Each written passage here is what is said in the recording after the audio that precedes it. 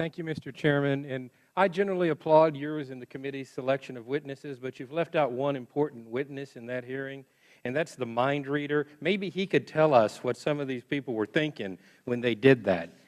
I do have a couple of comments and questions that hopefully y'all could clear up for me. I'm really concerned about a pattern that we are seeing not just in the GSA, but in the government overall, about a lack of common sense or about it not being our money. You should have a higher respect for the taxpayers' dollars than you have even for your own dollars. They are giving this to us in trust to spend for them.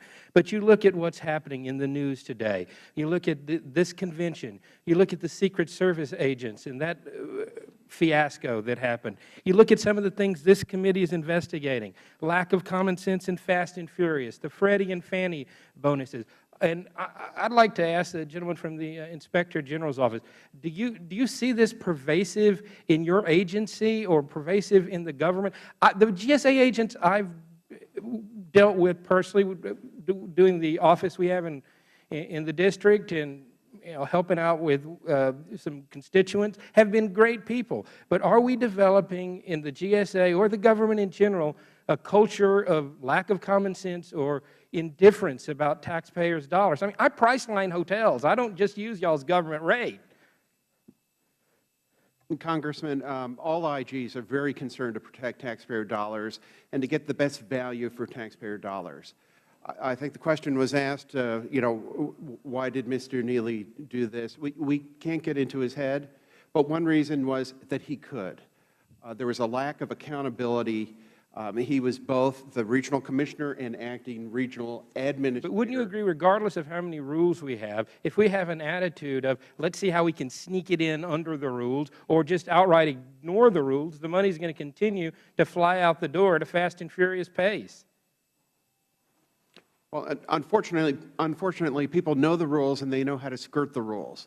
And that's really disappointing. And I want to take a second to point out that if this is happening in other government agencies, we need to know about it. This committee has a website, oversight.house.gov, and there's a big orange button there that says whistleblower. We need to stop this, and we need to stop the culture of overspending in our government. What we have got to do is take Rudy Giuliani's attitude. Let's start with the little things. Fix the broken glass.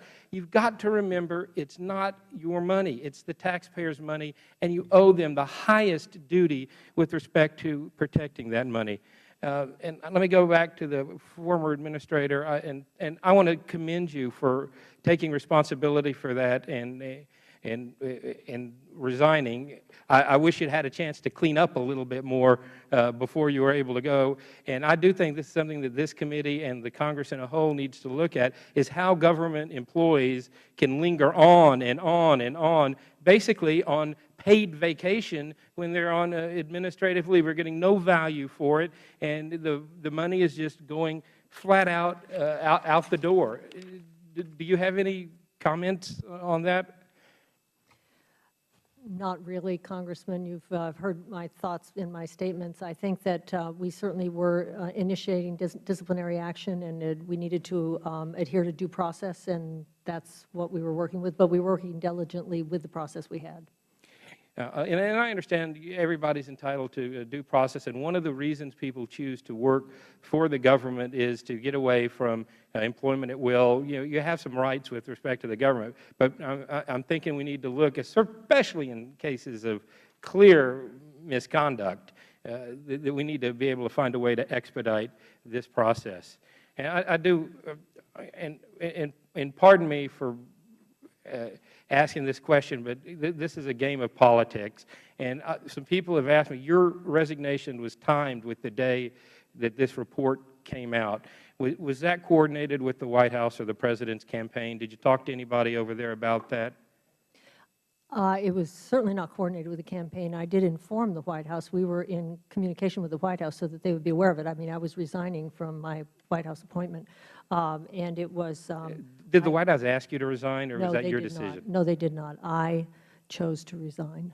And again, I commend you on having done the honorable thing there, and and thank you for your public service, and I'm sorry you have to leave on this, this sour note. Thank you. Would the gentleman yield? Certainly. Just a